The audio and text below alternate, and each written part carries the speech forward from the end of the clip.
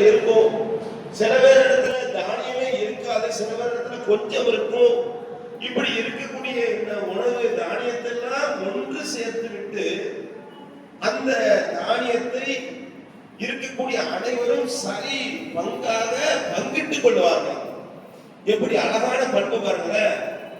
இருக்கக்கூடிய தானியத்தை பங்கிட்டு அவர்களுடைய அந்த பஞ்ச காலத்தை கழிக்கக்கூடியவர்களாக இருக்கிறார்கள். இதை பார்த்து விட்டு அல்லாஹ்வுடைய தூதர்கள் சொல்றாங்க, இந்த அஸ்ரி குலத்தார்களை பார்த்தீர்களா, இவர்கள் என்னை சார்ந்தவர்கள். நபினா சொல்றாங்க, இந்த அழகான ஒரு பண்பை பார்த்து விட்டு இவர்கள் என்னை சார்ந்தவர்கள், நான் அவர்களை சார்ந்தவன். யார் சொல்றா? அல்லாஹ்வுடைய தூதர் அவர்கள் சொல்றாங்க.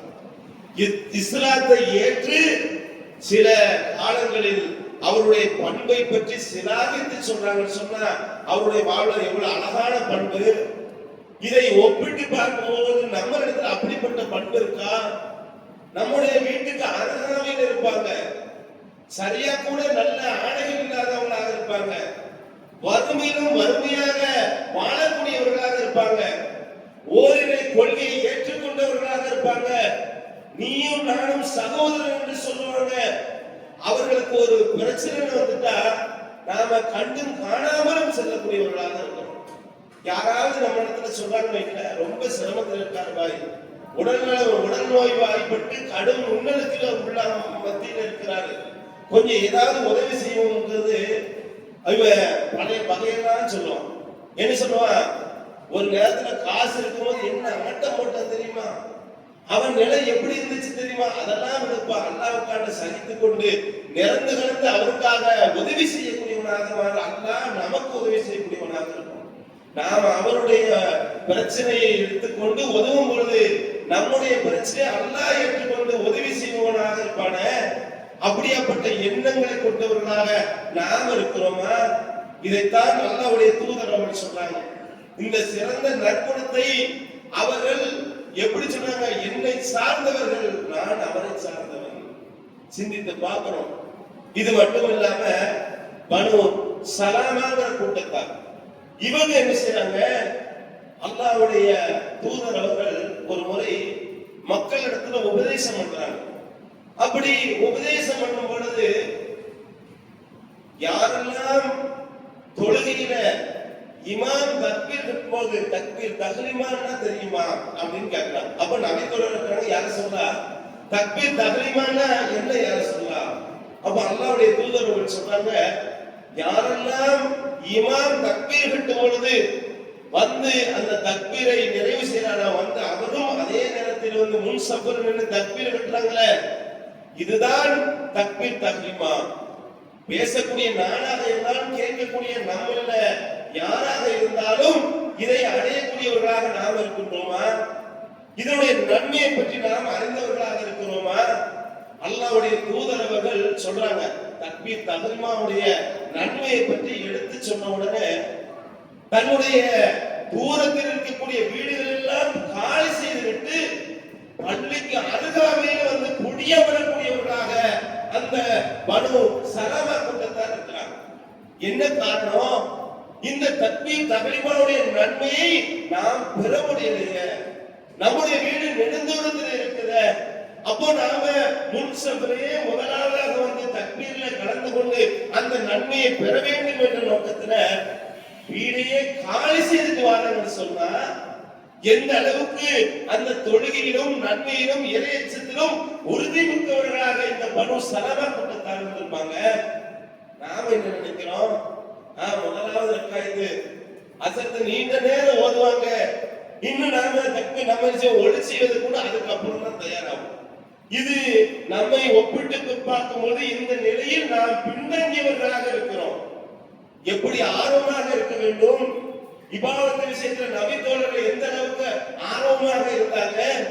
நபியா ஸல்லல்லாஹு அலைஹி வஸல்லம் திண்மை தோழர்களாக இருந்த அவர்களை பற்றி சில செய்திகளை பார்க்கும்போது மார்க்கத்தை அறிந்து கொள்ள வேண்டும் என்ற நோக்கத்துல பள்ளியிலே திண்ணை தோழர்களாக தங்கி விடுவார்கள்.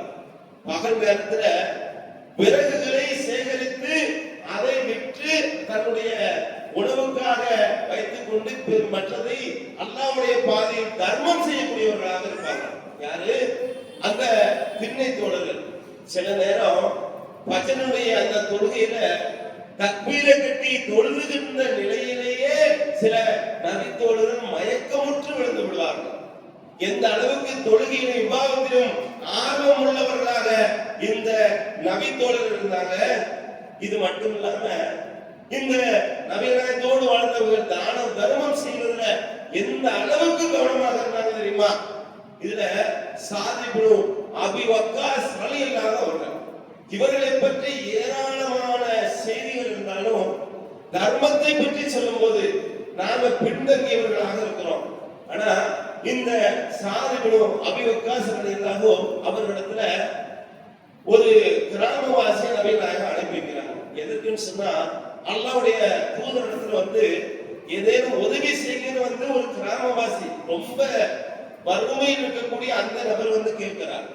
கேட்ட உடனே அல்லாஹ்வுடைய தூதர் சொல்றாங்க, நீங்க இந்த மனிதரிடத்துல அந்த வீட்டுல போய் உங்களுக்கான உதவியை வாங்கி கொள்ளுங்க. உடனேயாக அந்த கிராமவாசி சொன்னது மாதிரி அந்த வீட்டுக்கு போறார். போறான்னு சொன்னா அந்த வீட்டினுடைய நிலை எப்படி இருக்கு தெரியுமா?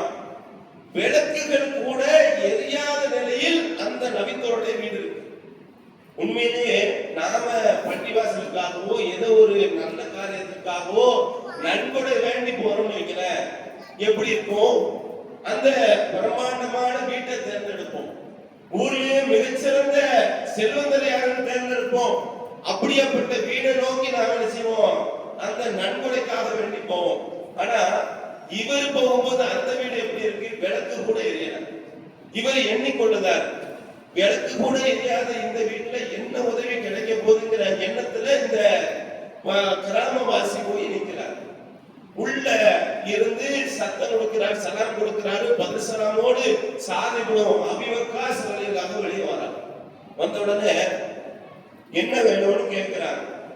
இந்த பாவப்பட்ட இந்த கிராமவாசி சொல்றாரு, அல்லாஹ்வுடைய தூதர் அவர்கள் உங்களிடத்துல வந்து உதவிய வாங்க சொல்லி சொன்னாங்க, வந்தேன். உடனே அப்படியான்னு சொல்லிட்டு அதுக்கப்புறம் தான் விளக்க பத்த வைக்கிறார். யாரு? இந்த நபித்தோழர். விளக்க பத்த வச்சுட்டு உள்ள போய் ஒரு பையில சில தங்க காசுகளை போட்டு வந்து தர்மம் செய்யறார். உடனே இவர் உள்ளத்துல உள்ளதை கேட்டுதார். நான் இப்படி என்ன என்ற மாதிரி இவர் கேட்ட உடனே சாதிபுனம் அபி வக்காஸ் ரலியல்லாஹு சொல்றாங்க, எங்களுடைய தூதர் அவர்கள் எங்களுடைய செலவுகளை குறைத்துக் கொண்டு பிறருக்காக உதவி செய்யும்படி ஏவுறாங்க. யார் சொல்றா?